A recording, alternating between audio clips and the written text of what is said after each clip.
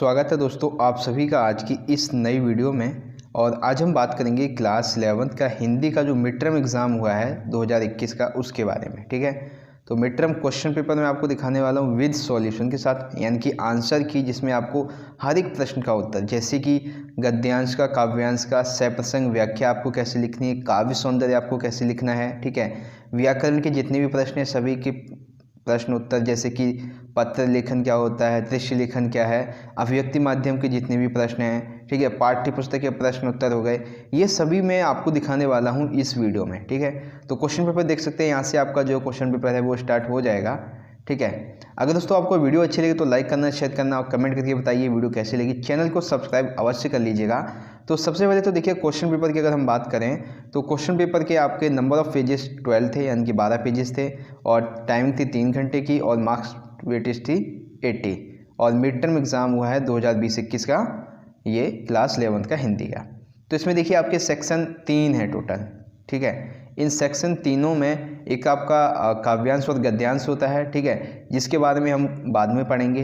ठीक है, जिसके जो मल्टीपल चॉइस के क्वेश्चन हैं बहुत इजी से हैं, इन्हें हम सबसे लास्ट में देखेंगे। फिर आपका सेक्शन बी यहाँ से स्टार्ट होता है, जो व्याकरण है। व्याकरण के बारे में भी देखिए सभी प्रश्नों के उत्तर मैंने लिख रखे हैं, लेकिन इसको मैं बताऊँगा आपको जो आपका सेक्शन सी है उसके ख़त्म होने के बाद। ठीक है, तो देखिए सेक्शन सी जो है हमारा वो यहाँ से स्टार्ट हो जाता है। यहाँ से हम प्रश्नोत्तर शुरू करते हैं। सबसे पहले है, पाठ्य पुस्तक से लिया गया है कि निम्नलिखित में से किसी एक काव्यांश की आपको सप्रसंग व्याख्या लिखनी है। ठीक है, तो चलिए हम ये काव्यांश उठा लेते हैं। ठीक है, जो कि महादेवी वर्मा का है, जाग तुझको दूर जाना।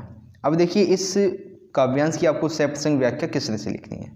सबसे पहले तो आप यही लिखेंगे कि कौन सा काव्यांश आपको लिख रहे हैं। ठीक है, तो शुरू के 2 वर्ड और लास्ट के 2 वर्ड उठा लीजिए, 2 से 3 वर्ड। तो यहाँ से ऐसे लिखेंगे, उत्तर 8 है कि बांध लेंगे क्या तुझको डैश डैश डैश, जाग तुझको दूर जाना।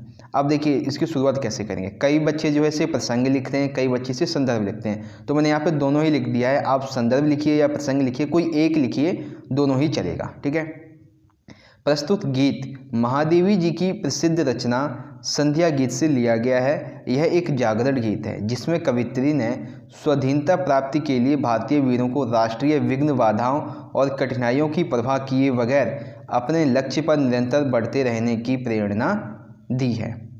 ठीक है, अब इसकी ये जो काव्यांश दिया हुआ है इसकी व्याख्या क्या है, अब वो व्याख्या देखिए। तो व्याख्या भी अंडरलाइन कर देते हैं, 1 सेकेंड। तो देखिए इस प्रश्न की जो व्याख्या है वो कैसे लिखेंगे, इस तरह से। प्रस्तुत पंक्तियों में महादेवी वर्मा जी कहती हैं कि स्वाधीनता प्राप्ति के लिए भारतीय वीरों को राष्ट्रीय विघ्न, बाधाओं और कठिनाइयों की परवाह किए बिना अपने लक्ष्य की तरफ निरंतर बढ़ते रहने की प्रेरणा दी गई है। कवित्री ने अपने स्वर्णिम अतीत, यानी कि अपने अतीत के बारे में, अपने साहस के बारे में, निडरता के बारे में, कर्मवीर महापुरुषों की याद दिलाते हुए उन स्वाधीन जो क्रांतिकारी हैं उन्हें प्रेरणा लेते हुए निरंतर ये लक्ष्य की तरफ बढ़ने की प्रेरणा दे रही हैं। और ये उदाहरण देती हैं कि भंवरे की मधुर गुनगुन क्या उसे विश्व का क्रंदन भुलाने देगी। फूलों में विद्वान ओस की बूंदें किसी व्यक्ति को डुबा सकती हैं क्या। तुझे अपनी छाँव रूपी कैद से बाहर निकलना ही होगा। इसका काव्य सौंदर्य बहुत अद्भुत है एवं इसमें प्रेमिका के मधुर वचनों को जो भंवरे की गुनगुनाना है उसके समान बताया गया है। मनुष्य को दृढ़ता से चलने के लिए इस काव्यांश में, काव्यांश के माध्यम से कहा गया है। तो 2 पार्ट यहाँ पे कंप्लीट हुए, प्रसंग या संदर्भ कह लीजिए, दूसरा था व्याख्या, और फिर आता है लास्ट में विशेष। अब विशेष में देखिए क्या होता है कि भाषा कैसी है, कौन से शब्दों का उपयोग किया है, अलंकार कौन सा अलंकार है, तो उसका उदाहरण बता दीजिए। तो विशेष में देखिए तत्सम, 1 सेकेंड, हाँ, विशेष में देखिए तत्सम शब्द प्रदान खड़ी बोली का उपयोग किया गया है। लक्षण शब्द शक्ति प्रयुक्त की गई है। वीर रस में लिखा गया उद्बोधन गीत है। मधुप की मधुर में अनुप्रास अलंकार है। ओज गुण का समावेश है तथा करास शब्द लाक्षणिकता को दर्शाता है। बिंबों और प्रतीकों का यह प्रतीक है। इसमें से आप 3 से 4 लिख देंगे तो भी आपको मार्क्स मिल जाएंगे। तो आई होप आपको सप्रसंग व्याख्या किस तरह से लिखनी है ये प्रश्न आपको समझ में आ गया होगा। आगे देखिए क्वेश्चन नंबर 9। अब क्वेश्चन नंबर 9 में देखिए 2 प्रश्न हैं जिसमें से आपको मतलब ऑप्शन भी दिए हैं, तो टोटल 4 प्रश्न हैं। अब इन चारों प्रश्नों के उत्तर हम देखते हैं। सबसे पहले तो अन्न न आवे नींद न भावे, इसका क्या कारण है? तो देखिए, अन्न न भावे नींद न आवे का कारण है कि कबीर जी जो है वो भक्ति में लीन हो चुके हैं। उनके लिए उनके भगवान ही सब कुछ है, ना उन्हें भूख लगती है ना प्यास लगती है। वे अपने भगवान के प्रति मतलब भगवान के पति तथा स्वयं को उनकी पत्नी के रूप में मानते हैं। वे अपने प्रियतम से विरह की स्थिति में उन्हें कुछ भी नहीं भाता है, यानी कि वो कुछ भी नहीं खाना पीना चाहते हैं।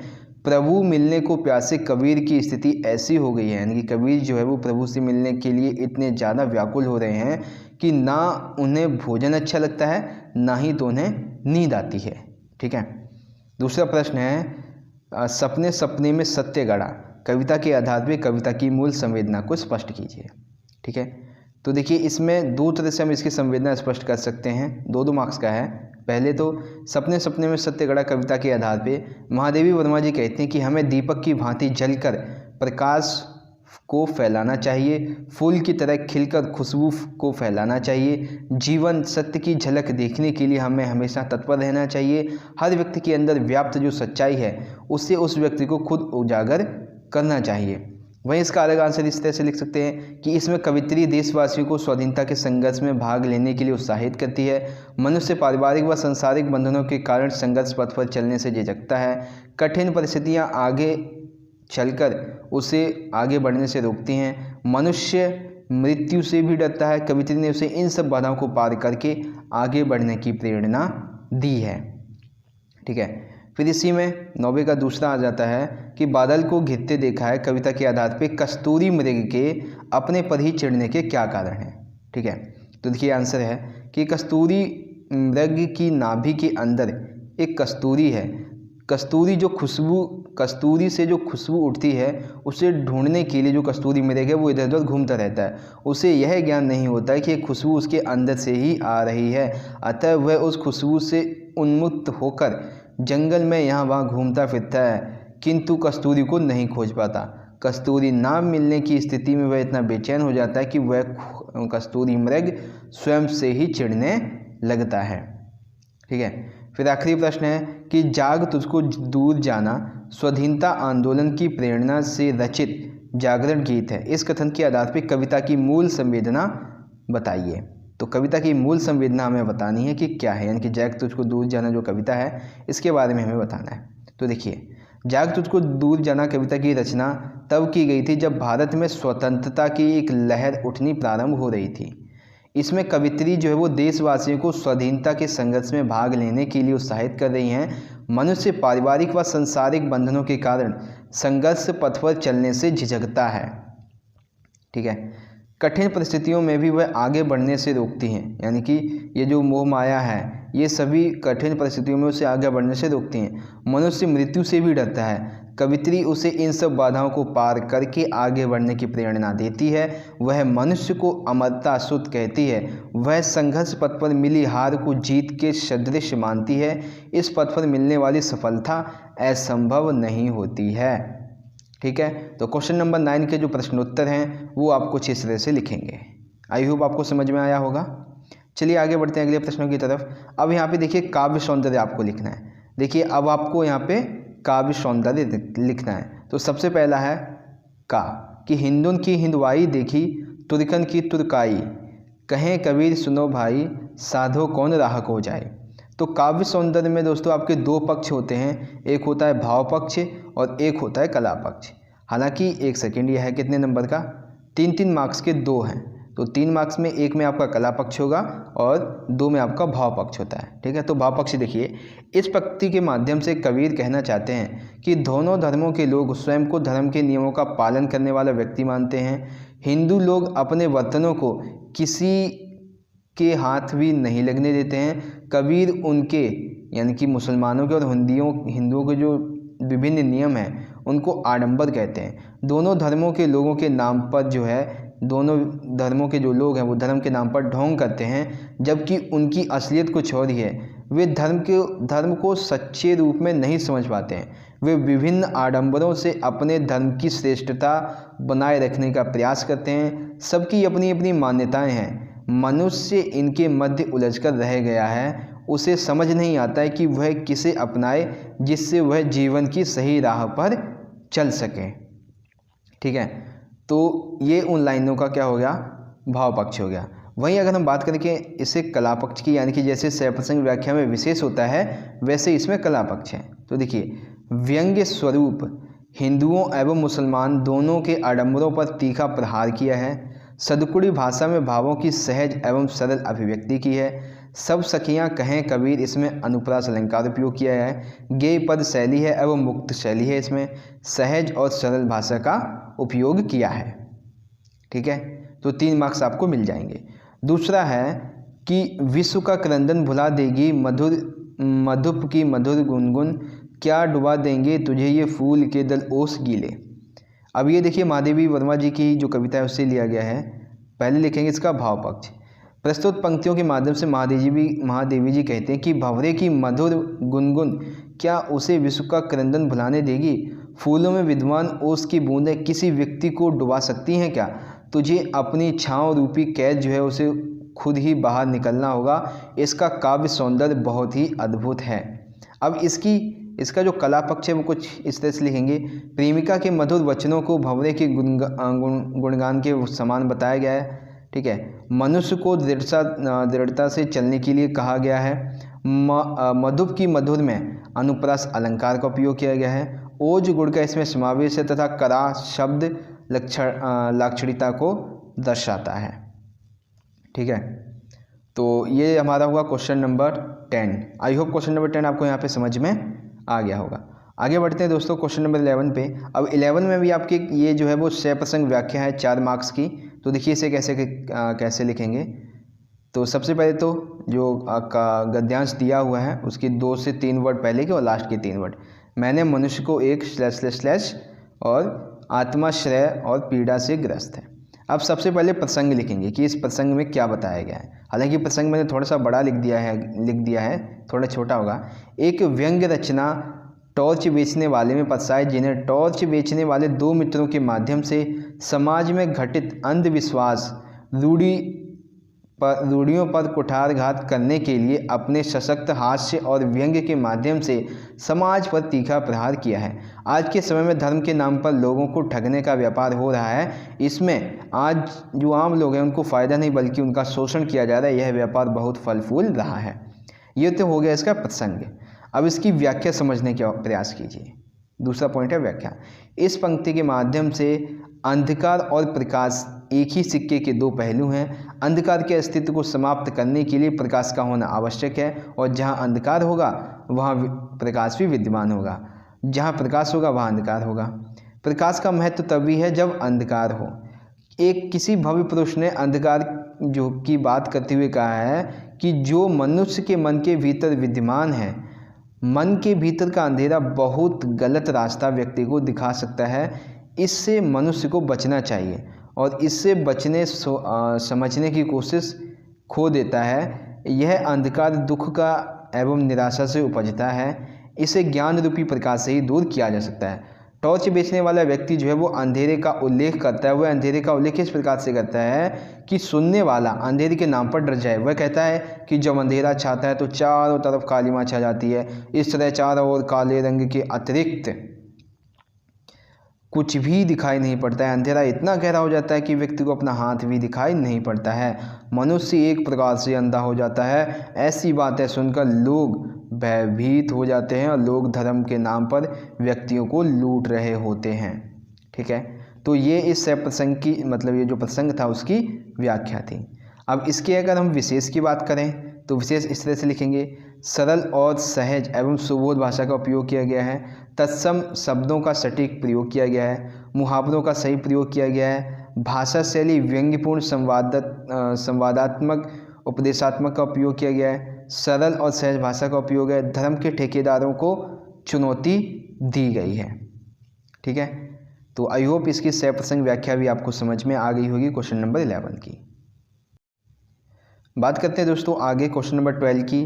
तो क्वेश्चन नंबर 12 में देखिए 3 प्रश्न हैं इसमें। बेसिकली एक है 3 मार्क्स का और 2 हैं 2-2 मार्क्स के। तो सबसे पहला है, रामचंद्र मोहन और मुंशी को खाते समय रोटी लेने देने के लिए बहाने करते हैं। उनमें कैसी व्यवस्था है? दोपहर के भोजन कहानी के आधार पर हमें स्पष्ट करना है। तो उत्तर नंबर 12 है। और पहला है, देखिए किस तरह से लिखेंगे। हाँ, रामचंद्र मोहन और मुंशी चंद्रिका प्रसाद परिवार की वास्तविकता से अच्छी तरह से परिचित हैं। दोपहर के भोजन के समय सिद्धेश्वरी के बार बार आग्रह करने पर भी वे रोटी लेने से मना कर देते हैं। उन्हें पता है कि यदि वे एक और रोटी ले लेंगे तो घर में दूसरे सदस्यों का पेट भूखा रह जाएगा। इसलिए जहाँ रामचंद्र ने कहा उसका पेट भर गया है, वहीं मोहन ने रोटी अच्छी ना बनी होने का बहाना किया।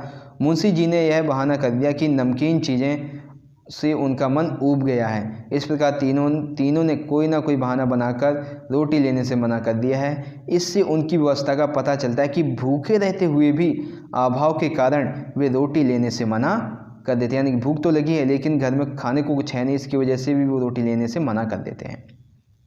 फिर दूसरा प्रश्न है कि ईद के दिन अमीना के रोने के क्या कारण थे। अंधेरे का भय दिखाने के बाद टॉर्च बेचने वाले लोगों से क्या कहता है। तो सबसे पहले ईदगाह के चैप्टर की बात करते हैं। तो ईद के अवसर पर बच्चों में ईदगाह जाने की खुशी झलक रही होती है। उन्हें इस बात का कोई पता नहीं होता है कि ईद पर खर्चे के लिए पैसे कहाँ से आएंगे। अमीना के पास हामिद को देने के लिए इतने पैसे भी नहीं हैं कि वह मेले में जाकर कुछ खा सके या कोई खिलौना खरीद सके।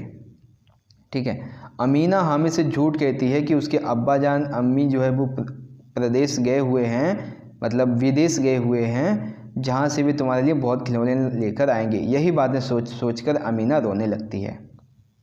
दूसरा प्रश्न था इसी में कि भीतर के अंधेरे की टॉर्च बेचने वाला जो व्यक्ति वो धर्म का सहारा लेता है, वह लोगों में डर फैलाता है और धर्म के नाम पर उन्हें डराता है। लोग स्वयं ही उसके पास आ जाते हैं। भीतर के अंधेरे की टॉर्च बेचने वाले की इज्जत है। मन के भीतर का अंधेरा मनुष्य को गलत रास्ता दिखाता है। इससे मनुष्य सोचने समझने की शक्ति जो है वो खो देता है। यह अंधकार दुख तथा निराशा से उपजता है। इसे जो है वो ज्ञान रूपी प्रकाश से ही दूर किया जा सकता है। ठीक है, तो ये था हमारा क्वेश्चन नंबर जो 12 था। आई होप आप समझ गए होंगे। क्वेश्चन नंबर 13 की अगर हम बात करें, प्रेमचंद, अमरकांत, कबीरदास और महादेवी जी वर्मा, इनमें से किसी एक का जीवन परिचय मैं आपको लिख के बता देता हूँ किस तरह से लिखना था। ठीक है, तो सबसे पहले देखिए यहाँ पे जीवन परिचय मैंने लिखा है प्रेमचंद जी का। तो जीवन परिचय के बारे में 2-3 पॉइंट यहाँ पे याद रखने। पहले तो इनका जन्म 1880 में वाराणसी जिले के लम्ही ग्राम में हुआ था एवं इनका जो मूल नाम है वो धनपत राय था। ठीक है, इनकी प्रारंभिक शिक्षा वाराणसी में ही हुई थी। असहयोग आंदोलन में भाग लेने के लिए सरकारी नौकरी से त्यागपत्र इन्होंने दे दिया था।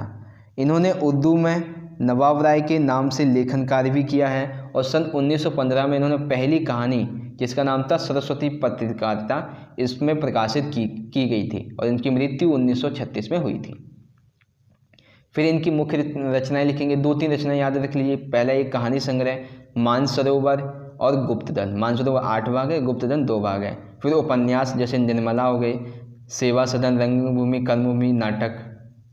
ठीक है, तो उपन्यास 2 याद रख लीजिए, एक रंगभूमि और एक कर्मभूमि। फिर नाटक संग्राम और प्रेम की वेदी, निबंध संग्रह विधि प्रसंग, 3 खंडों में कुछ विचार। फिर इनकी साहित्यिक विशेषताएं देखिए। प्रेमचंद जी ने अपनी रचनाओं में जन साधारण की वेदना तथा सामाजिक कुरीतियों का मार्मिक चित्रण किया है। उनकी कहानियाँ भारत की सांस्कृतिक एवं ग्रामीण जीवन की विविध रंगों से सरोकार रखती हैं। फिर उनकी भाषा शैली के बारे में लिखेंगे।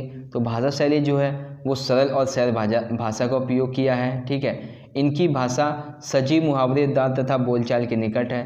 तत्सम तथा उर्दू शब्दों का सुंदर उपयोग किया गया है। भावपूर्ण और वर्णनात्मक तथा संवादात्मक इसमें उपयोग किया गया है। ठीक है, तो कुछ इस तरह से आपको 3 पॉइंट लिखने हैं। एक तो जीवन परिचय के बारे में, मुख्य रचनाएं, साहित्यिक विशेषताएं और भाषा शैली। ये 4 पॉइंट लिखिए, 1-1 मार्क्स का होगा। ठीक है, आई होप आपको क्वेश्चन नंबर जो 13 था वो समझ में आ गया होगा।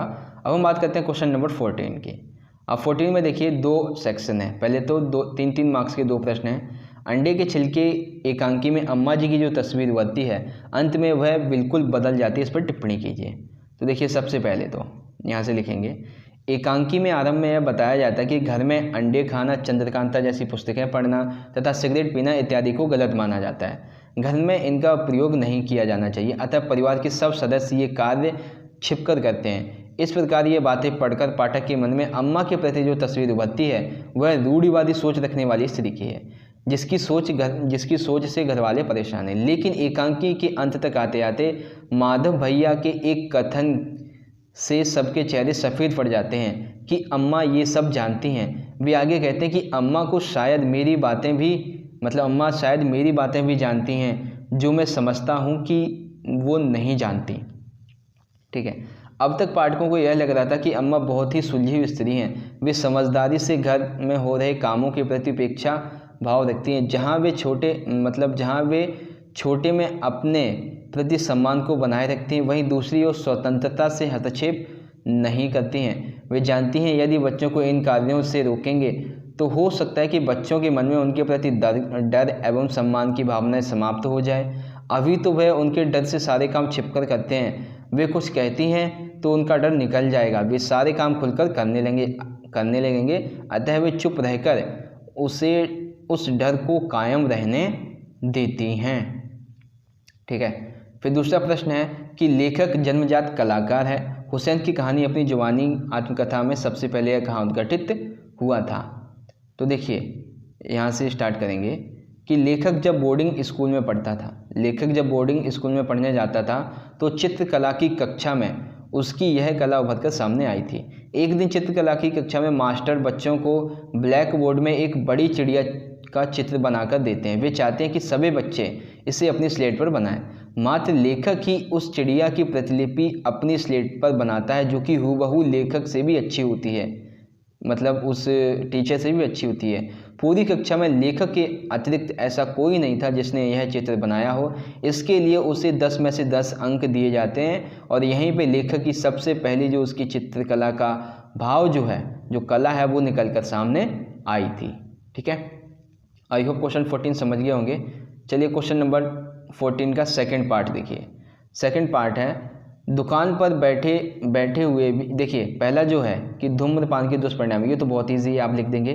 दूसरा देखिए कि दुकान पर बैठे हुए भी मकबूल के भीतर का कलाकार उनके किन किन कार्यकलापों को अभिव्यक्त करता है। तो देखिए कुछ इस तरह से लिखेंगे कि मकबूल दुकान पर बैठने के बाद भी ड्राइंग तथा पेंटिंग पर अपना सारा ध्यान लगाता था। वह गले की जवानी हिसाब रखता था। इसके साथ ही साथ वह अपने आसपास के जीवन को 20 स्केचों में उकेरता था। इस तरह वह अपने आसपास आने जाने तथा उठने बैठने वाले लोगों का स्केच बनाता था। इसमें घूंघट ओढ़े मेहतरानी, पैंची वाली पगड़ी पहने व्यक्ति, गेहूं की बोरी उठाने वाला मजदूर, सिजदे के निशान व दाढ़ी से युक्त पठान, बकरी के बच्चे तथा आदि का स्केच वह बनाया करता था। ठीक है, उसके बाद है कि इसने अपनी पहली ऑयल पेंटिंग भी उसी दुकान पर रहकर बनाई थी। उसने एक फिल्म सिंघड़ से प्रेरित होकर अपनी किताबें बेची और ऑयल पेंटिंग करना आरंभ कर दिया। इसी फिल्म ने उसे ऑयल पेंटिंग के लिए प्रेरित किया था। इनसे हमें ज्ञात होता है कि दुकान पर बैठे हुए भी मकबूल के भीतर का कलाकार अपने भावों को अभिव्यक्ति करता रहता था। ठीक है, फिर तीसरा है प्रश्न यहाँ पे, अंडे के छिलके में किस पात्र की कौन सी आदत आपको अच्छी लगी और क्यों? ठीक है, तो अंडे के छिलके इस चैप्टर में राधा के चरित्र में बहुत सी ऐसी बातें जिन्हें अपनाने से हम अपने चरित्र और अच्छा बना सकते हैं, जिनमें से 3 बातें निम्नलिखित हैं। पहला है राधा को पढ़ना अच्छा लगता था इसलिए वह पढ़ती थी। रात में जब वह सो जाते थे, मतलब रात में जब सब सो जाते तो वह अपनी इच्छा को पूरा करती थी। इसके लिए वह किताबें मंगवाती है। वह मात्र पढ़ने के लिए नहीं, वह जो पढ़ती है उसे सही गलत का मंथन करने की समझ में उसमें विद्वान है। अतः पौराणिक कथा से लेकर तिलिस्म कथा तक की पत्रों का वह मंथन करती है। ठीक है, फिर है कि राधा एक समझदार स्त्री है। वह स्थिति को संभालने के लिए तुरंत सही निर्णय लेना जानती है, दूसरों की गलती को भी छिपा लेती है। कठिनाई पड़ने पर स्वयं आगे बढ़कर आ भी जाती है। वह गलत कार्यों के लिए दूसरों पर इल्ज़ाम नहीं डालती, जिस बात से स्थिति संभल जाए वह कार्य करती है। फिर है राधा संजीदा भाव स्त्री है। बचपना उसके स्वभाव को छू कर भी नहीं गया। घर में कौन क्या करता है उसकी सब जानकारी रखती है, लेकिन वह किसी से कुछ नहीं बताती। इससे यह पता चलता है कि वह संजीदा स्वभाव की स्त्री थी। ठीक है, आई होप आपको ये जो प्रश्न उत्तर थे वो यहाँ पे आपको समझ में आ गए होंगे। तो इस तरह से सेक्शन सी हमारा कंप्लीट हुआ। अब बात करते हैं सेक्शन बी की, यानी कि खंड ख। क्वेश्चन नंबर 3 है कि लॉकडाउन के बाद विद्यालय का पहला दिन का जो दृश्य लेखन है वो आपको अपने शब्दों में लिखना है। ठीक है, तो दृश्य लेखन यानी कि आपको लॉकडाउन के बारे में ही लिखना है कि पहले दिन आप जब स्कूल में गए तो क्या हुआ। लॉकडाउन अर्थात तालाबंदी, इसके तहत सभी को अपने अपने घरों में रहने की सलाह दी गई है, जिसका सरकार की तरफ से कड़ाई से पालन करवाया जा रहा है। इसके साथ ही सरकार ने शिक्षा के क्षेत्र में कदम उठाते हुए स्कूलों को कुछ शर्तों की बुनियाद पर पुनः आरंभ करने का निर्देश दिया है। ठीक है, शहर के सभी स्कूलों में नियमों का पालन कराते हुए सोशल डिस्टेंसिंग और सैनिटाइजिंग के बाद ही छात्रों को कक्षा में प्रवेश मिल सका है। कई स्कूलों में छात्रों को कड़े निर्देश दिए गए कि स्कूल से बाहर क्रॉस निशान लगाया जाए, ताकि एक गार्ड सैनिटाइज और दूसरा थर्मल स्क्रीनिंग मशीन से स्कूल आने वाले हर छात्र की चेकिंग करेगा। इसके बाद ही उसे अंदर जाने की अनुमति होगी। भीतर भी बैग सहित पूरे ऊपर से नीचे तक उसे सैनिटाइज किया जाएगा। इसके बाद ही दूर से सवाल जवाब टीचर के साथ शुरू होगा।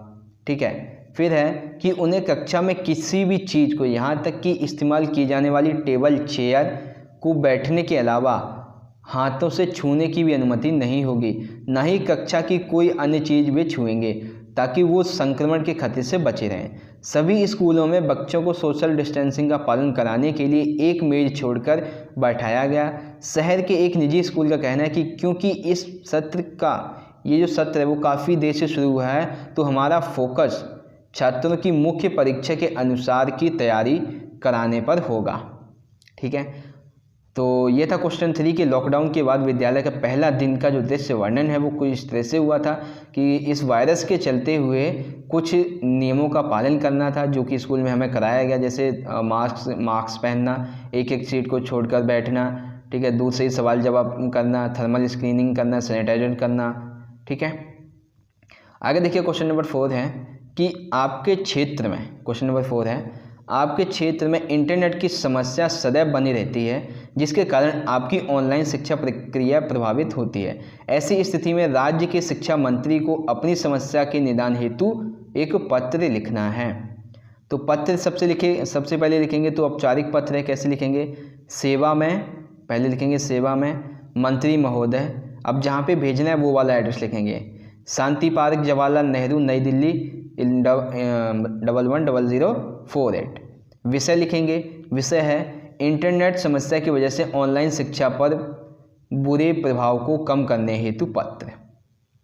अब देखिए सबसे पहले तो लिखेंगे एक छोटी सी लाइन, मैं कृष्णा, पहले लिखेंगे मंत्री महोदय, फिर मैं कृष्णा करोल बाग नई दिल्ली का वासी हूँ। इस पत्र के माध्यम से मैं आपका ध्यान, यहाँ पे जो है ये करोल बाग की जगह, एक सेकेंड, करोल बाग की जगह यहाँ पे जवाहरलाल नेहरू प्लेस है। ठीक है, क्योंकि एड्रेस जो नीचे वो मैंने जवाहरलाल नेहरू लिखा है, तो मैं कृष्णा जवाहरलाल नेहरू प्लेस नई दिल्ली का वासी हूँ। इस पत्र के माध्यम से मैं आपका ध्यान अपने क्षेत्र में हो रही इंटरनेट समस्या की वजह से ऑनलाइन शिक्षा पर बुरे प्रभाव की तरफ खींचना चाहता हूँ। ठीक है, फिर व्याख्या करेंगे। लॉकडाउन के कारण अभी तक इंटरनेट का उपयोग बहुत हो रहा है, जिसके चलते इंटरनेट स्पीड काफ़ी कम हो गई है। इससे बच्चों के परिवार के पास नेट प्लान की राशि भी कम होती है, जिससे नेट में बार बार रुकावट भी आ जाती है। पठन सामग्री डाउनलोड होने में ज़्यादा समय ले रही है। क्वालिटी भी ख़राब हो रही है, जिससे उन्हें पढ़ने में और समझने में बच्चों को मुश्किल होती है। स्कूलों के द्वारा डिजिटल पढ़ाई कराने के लिए व्हाट्सएप ग्रुप बनाए जा रहे हैं, इसमें जो भी पाठ्य सामग्री आती है वे उसे डाउनलोड नहीं कर पा रहे हैं। ऑनलाइन क्लास जो है वो सही से नहीं ले पा रहे हैं। इसकी वजह से हमारे यहाँ पर बच्चों की पढ़ाई पर जो है वो बहुत बुरा असर पड़ रहा है। अतः आपसे सविनय निवेदन है कि हमारे क्षेत्र में हो रही इंटरनेट समस्या की वजह से बच्चों की ऑनलाइन शिक्षा पर पड़े इस बुरे प्रभाव को कम करने हेतु जल्द से जल्द कुछ कदम उठाएं। फिर मुझे पूर्ण विश्वास है कि आप मेरी इस समस्या पर ध्यान देते हुए उचित कार्यवाही करेंगे। मैं आपका आभारी रहूँगा। उसके बाद क्लोजिंग करेंगे, यानी कि क्लोज किस तरह से करते हैं, तो लिखेंगे धन्यवाद मंत्री महोदय, कृष्णा 47 शांति पार्क 47 शांति पार्क, करोल बाग, नई दिल्ली, दूरभाष यानी कि आपका मोबाइल नंबर जो है वो लिख देंगे। मोबाइल नंबर लिखो या ना लिखो वो ज़्यादा ज़रूरी नहीं है, ठीक है। और उसके बाद एक यहाँ पे डेट रहेगी दोस्तों, यहाँ पे डेट और लिखेंगे लास्ट में, ठीक है। यहाँ पे लिख देंगे दूरभाष की जगह यहाँ पे डेट लिख देंगे। तो इस तरह से आपको ये पत्र लिखना है, ठीक है। तो आई होप क्वेश्चन 4 आपको समझ में आ गया होगा। बात करते हैं दोस्तों क्वेश्चन नंबर 5 की। तो क्वेश्चन 5 देखिए, इसमें आपके अभिव्यक्ति माध्यम वाले प्रश्न हैं। पहला है प्रतिवेदन से आप क्या समझते हैं, 3 मार्क्स में, अथवा डायरी लेखन क्या है, यह कैसे लिखी जाती है, डायरी को अपना ही अंतर साक्षात्कार क्यों कहा गया है। तो सबसे पहले प्रतिवेदन से संबंधित प्रश्न, ठीक है। तो देखिए प्रतिवेदन क्या होता है। प्रतिवेदन शब्द प्रति उपसर्ग और विद धातु के योग से बना है। इसका अर्थ सम्यक अर्थात पूरी जानकारी होता है। इस प्रकार प्रतिवेदन से अभिप्राय अनुभव से युक्त विभिन्न तथ्यों का विस्तृत लेखा जोखा होता है। प्रतिवेदन 2 प्रकार का होता है, ठीक है। एक औपचारिक होता है, एक अनौपचारिक होता है। तो जब सरकार या किसी संस्था अथवा विशिष्ट अधिकारी के आदेश अनुसार किसी कार्य के विशेष बारे में प्रतिवेदन तैयार किया जाता है तो उसे औपचारिक प्रतिवेदन कहते हैं। अनौपचारिक प्रतिवेदन किसी व्यक्ति विशेष या अपना अध्ययन एवं निष्कर्ष होता है। समाचार पत्र में इस प्रकार के प्रतिवेदन प्रकाशित होते रहते हैं। इसमें अकेला व्यक्ति ही इसके प्रति उत्तरदायी होता है। अनौपचारिक यानी कि खुद का, सरकारी यानी कि औपचारिक, ठीक है। उसके बाद प्रतिवेदन लेखन के लिए कुछ बातों का ध्यान रखना आवश्यक होता है। पहले तो इसकी रूपरेखा पहले इसकी बना लेनी चाहिए। तथ्यों का संकलन करना चाहिए, विवेकपूर्ण होना चाहिए, निष्पक्ष अध्ययन किया जाना चाहिए, विचारों की प्रामाणिकता होना चाहिए, विषय केंद्रित अध्ययन होना चाहिए, सही निर्णय लिया जाना चाहिए और आवश्यक इसमें विस्तार दिया जाना चाहिए, ठीक है। अथवा में प्रश्न था डायरी लेखन वाला। तो डायरी लेखन के संदर्भ में देखिए, पहले तो डायरी लिखना एक कला है जिसके तहत हम अपने जीवन के कुछ विशेष क्षणों में घटित अनुभवों, विचारों, घटनाओं, मुलाकातों आदि का विवरण करते हैं। डायरी लिखना नितांत जीवन स्तर पर घटित घटनाओं और उससे संबंधित बौद्धिक, भावनात्मक समस्त प्रक्रियाओं का लेखा जोखा है। जिस बात को हम दुनिया में किसी और व्यक्ति के सामने नहीं कहते हैं उसे हम डायरी में लिखते हैं, ठीक है। डायरी लेखन में हम खुद को बेहतर तरीके से समझ पाते हैं। अपने अंदर अनजाने में जमा हो रहे भार से मुक्त होते हैं। इसमें हम अपने गुणों और अवगुणों का ज्ञान होता है जो हमारी कमियों को दूर करने में भी सहायक होता है। डायरी लेखन में हमें अपने अंतरंग के साथ साक्षात्कार करने का अवसर प्रदान करता है। डायरी के माध्यम से हम अपने अतीत को स्मरण कर सकते हैं, ठीक है। तो डायरी के संदर्भ में प्रतिवेदन से आप क्या समझते हैं। आई होप आपको ये प्रश्न समझ में आया होगा। क्वेश्चन नंबर 5 का अगला प्रश्न यहाँ पे है दोस्तों कि कार्य सूची किसे कहते हैं और कार्य सूची की 2 विशेषताएं लिखिए, ठीक है। कार्य सूची क्या होती है और इसकी 2 विशेषताएं कौन सी हैं, लिखिए। तो सबसे पहले देखिए यहाँ पे मैं लिखा हुआ है कार्य सूची क्या है, एक सेकेंड। हाँ, कार्य सूची जो है वो विभिन्न संस्थाओं और कार्यालयों में विभिन्न विषयों में विचार विमर्श कर निर्णय में पहुंचने के लिए कोई समिति का गठन किया जाता है। इस समितियों के अध्यक्ष, सचिव, अतिरिक्त अन्य सदस्य भी होते हैं। जब किसी विषय पर विचार विमर्श करना ही अथवा निर्णय लेना हो तो समिति के सब सदस्य एक निश्चित समय में पूर्व निश्चित स्थान पर बैठकर आयोजन करते हैं और बैठक प्रारंभ होने से पहले विचारणीय मुद्दों की एक क्रमवार सूची बनाई जाती है। इसे ही कार्य सूची यानी कि उस व्यक्ति का, उस कंपनी का, उस देश का, उस संस्था का एजेंडा क्या है वही कार्य सूची कहलाता है। फिर कार्य सूची की 2 विशेषताएं पूछी थी इसने, तो 2 की जगह हम 3 विशेषताएं बता देते हैं। कार्य सूची में उन विषयों पर चर्चा की जाती है जो कि विचार करने के योग्य होते हैं। कार्य सूची से समय की तो बचत होती है, साथ ही साथ विषय से भटकने की स्थिति भी नहीं आती है। विचार विमर्श के बाद ही निर्णय लिए जाते हैं। प्रत्येक मुद्दे पर गहन विचार किया गया है। विचार विमर्श एवं निर्णय ही कार्यवृत्त कहलाता है, ठीक है। तो कार्य सूची क्या है और इसकी 2 विशेषताएं आई होप समझ गए होंगे आप। आगे देखिए, आगे क्वेश्चन नंबर 6 है, निम्नलिखित के निर्देश अनुसार सबसे उचित विकल्पों का चयन कीजिए, ठीक है। तो सबसे पहला है शब्दकोश किसे कहते हैं। आपके ऑप्शन है जिसमें शब्दों के अर्थ पर्यायवाची आदि वर्णानुक्रम में हो, जिसमें पर्यायवाची शब्द हो, जिसमें विलोम शब्द हो या प्रयुक्त सभी। तो शब्दकोश जो है इसके संदर्भ में पहला प्रश्न ऑप्शन जो है वो सही है कि जिसमें शब्द के अर्थ पर्यायवाची आदि अनुक्रम में हो। ठीक है। दूसरा है कि शब्दकोश शब्द की जो उत्पत्ति है वो किस भाषा से हुई है, ग्रीक भाषा से, लैटिन भाषा से, अंग्रेजी भाषा से या हिंदी भाषा से। तो शब्दकोश शब्द की उत्पत्ति जो है वो लैटिन भाषा से हुई है, यानी कि ऑप्शन सेकंड सही है। ठीक है। फिर आगे है शब्दकोशीय क्रम में सर्वप्रथम कौन सा शब्द आएगा। ठीक है। आपके ऑप्शन है उद्यान, कोमल, आभूषण या विद्यालय। तो शब्दकोशीय क्रम में सर्वप्रथम आभूषण शब्द आएगा। कौन सा आएगा, आभूषण शब्द, यानी कि ऑप्शन थर्ड सही है। ठीक है। फिर क्वेश्चन 4 है, इसी तरह से क्वेश्चन 5 भी है। देखिए क्वेश्चन नंबर 5 क्या है कि शब्दकोश के क्रम अनुसार निम्न में से पहले कौन सा शब्द आएगा, पकड़, पक्का, पंवार या पंप। तो इसका सही आंसर है शब्दकोश के क्रम अनुसार पक्का शब्द सबसे पहले आएगा। ठीक है। आई होप क्वेश्चन 6 समझ गए होंगे। चलिए आगे बढ़ते हैं क्वेश्चन नंबर 7 पे। 7वां प्रश्न है कि संचार किसे कहते हैं और जनसंचार के आधुनिक माध्यम कौन कौन से हैं। तो पहला प्रश्न देखिए, संचार क्या है। संचार एक लैटिन शब्द है जिसका अर्थ होता है करना, शेयर करना, यानी कि साझा करना। जब दो या दो से अधिक व्यक्ति आपस में कुछ चिन्हों, संकेतों के माध्यम से अपने विचारों या भावनाओं का आदान प्रदान करते हैं तो उसे संचार कहते हैं। साधारण शब्दों में कहें तो संचार का अर्थ सूचनाओं का आदान प्रदान से होता है। फिर जनसंचार के आधुनिक माध्यम पूछे थे 2, जिसमें से सबसे पहला रेडियो है, फिर टीवी है, समाचार पत्र है, सिनेमा है, इंटरनेट है। ठीक है। तो 2-2 मार्क्स के ये 2 प्रश्न थे। आई होप आपको समझ में आ गए होंगे। तो इस तरह से सेक्शन बी दोस्तों यहाँ पे हमारा खत्म होता है। अब हम चलते हैं जो हमारे काव्यांश और गद्यांश वाले जो प्रश्नोत्तर हैं उसकी तरफ। तो अब देखिए यहाँ पे हमारा सेक्शन ए स्टार्ट हो गया है। कौन सा, अपठित अंश वाला। तो सबसे पहले ये गद्यांश दिया हुआ है, आप वीडियो को पॉज करके इस गद्यांश को पढ़ सकते हैं सिंपली। ठीक है। हम बात करते हैं इसके प्रश्नोत्तर की। तो सबसे पहला प्रश्न है, भारत में कोविड-19 का पहला मामला कब सामने आया था। आपके ऑप्शन है मार्च 2020, फरवरी 2020, जनवरी 2020 या दिसंबर 2019। तो इसका सही आंसर है जनवरी 2020 को पहला मामला सामने आया था।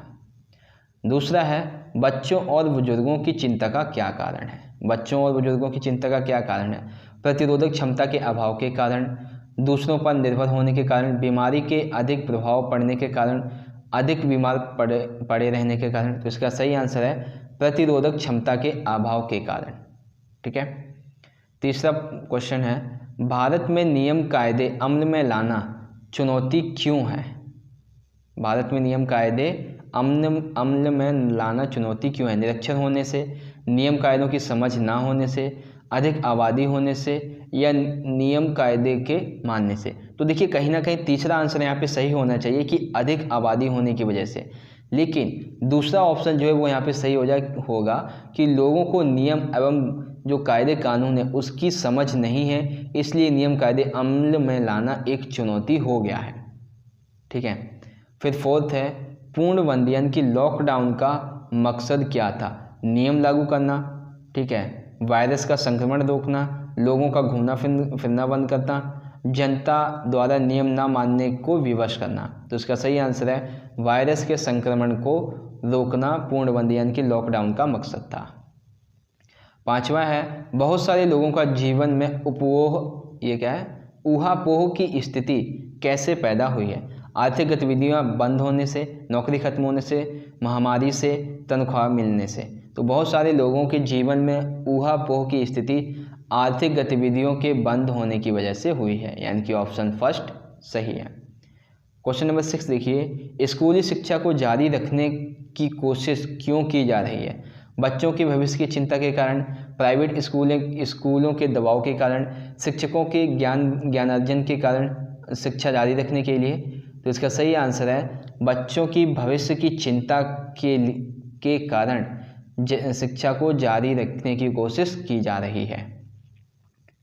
अगला है 7वां प्रश्न है, महामारी के दौरान शिक्षकों ने शिक्षक होने का दायित्व तो कैसे पूर्ण किया है। बच्चों को ऑनलाइन शिक्षण के द्वारा, अपनी नौकरी की चिंता के द्वारा, तकनीक सीखने में हिम्मत के द्वारा, कोरोना की ड्यूटी के द्वारा। तो महामारी के दौरान शिक्षकों ने बच्चों को ऑनलाइन शिक्षा देकर शिक्षक होने के दायित्व को पूरा किया है। ठीक है, अगला देखिए क्वेश्चन नंबर 8 है, निर्भर शब्द का जो प्रयुक्त उपसर्ग है वो कौन सा है। ठीक है, तो इसका सही आंसर हो जाएगा तीसरा, क्या है, निर। निर ये है उपसर्ग और भर जो हो जाएगा वो इसका मूल शब्द हो जाएगा। 9वां प्रश्न है, शिक्षकों ने तकनीकों को खुले दिल से क्यों सीखा है। अभिभावकों के भय के, बच्चों की चिंता के कारण, अपनी नौकरी में, ऑनलाइन शिक्षा के भविष्य हेतु। तो इसका सही आंसर है ऑनलाइन शिक्षण के भविष्य हेतु शिक्षकों ने तकनीकों को खुले दिल से सीखा है। फिर यहाँ पे आखिरी प्रश्न है कि प्रस्तुत गद्यांश किस विषय पर आधारित है। तो प्रस्तुत गद्यांश जो है वो महामारी के प्रभाव पर आधारित है। ठीक है, आई होप क्वेश्चन फर्स्ट आपको समझ में आ गया होगा। अब देखिए क्वेश्चन सेकंड जो है वो काव्यांश से संबंधित है। अब काव्यांश से संबंधित इस प्रश्न में सबसे पहला प्रश्न है, कवि के मन में अचानक प्रिय की याद आकर कौन सा विश्वास जाग जाता है। मिलने और विरह का, प्रिय को याद करने का, विरह व्यथा का, या प्रिय से मिलने का। तो इसका सही आंसर है प्रिय से मिलने का विश्वास जाग जाता है। दूसरा है, कवि की प्रिया को किसने महान बना दिया। कवि की जो प्रिया है उसको किसने महान बनाया है। प्रिया की स्नेह कृपणता ने, प्रिय मिलन ने, अतीत की यादों ने, या कवि की लघुता ने। तो इसका सही आंसर है कवि की लघुता ने कवि की प्रिया को महान बनाया है। क्वेश्चन थर्ड है, किसने कवि को उदार बना दिया है। कवि को उदार किसने बनाया है। कवि की गुरुता ने, कवि की विरह ने, प्रिय की स्नेह कृपणता ने, या चकोर व्यास ने। इसका सही आंसर है कवि को उदार जो है वो कवि मतलब प्रिय की स्नेह कृपणता ने बनाया है। ठीक है, फिर देखिए पांचवा है, कवि को किस में रहने का आभास होता है। आग और पानी में, घर में, या वन में। तो कवि को आग और पानी दोनों में रहने का आभास होता है। फिर यहीं पे पांचवा है कि कवि ने जीवन को किसके समान बताया है। प्रकाश के समान बताया है, अतीत के समान बताया है, बंदी के समान बताया है, ठीक है, थके हुए पंछी के समान बताया है। तो इसका सही आंसर है कवि ने जीवन को थके हुए पंछी के समान बताया है। 6 नंबर प्रश्न है कि किन उदाहरणों से कवि का विश्वास और भी अधिक होता है। एक ज्योति के पीछे अगणित पतंगों का जलकर मरना, एक बूंद पानी के लिए करोड़ों चातकों का तप करना, चांद के लिए चकोर का अपना जीवन को दांव लगाना, उपयुक्त सभी। तो उपयुक्त सभी कवि के विश्वास और अधिक दृढ़ता को दर्शाते हैं, यानी कि ऑप्शन 4 सही है। ठीक है, फिर है कोटि कोटि में कौन सा अलंकार है। अब यहाँ पे अलंकार हमसे पूछा गया कि अलंकार कौन सा है। कोटि कोटि में कौन सा अलंकार है। अनुप्रास है, उपमा है, उत्प्रेक्षा है, या मानवीकरण है। तो कोटि कोटि में पुनरुक्ति अलंकार है, यानी कि ऑप्शन फर्स्ट सही है। अगला देखिए क्वेश्चन नंबर है 8। ठीक है, यानी कि ऑप्शन 8 है कि लघुता शब्द किस प्रकार बना है। तो लघुता शब्द का जो संधि विच्छेद है वो कैसे करेंगे। तो पहला है, दूसरा, तीसरा और चौथा। तो इसका सही आंसर होगा दूसरा, लघु प्लस में ता। तो इसका जो शब्द जो है वो इस प्रकार से बना है।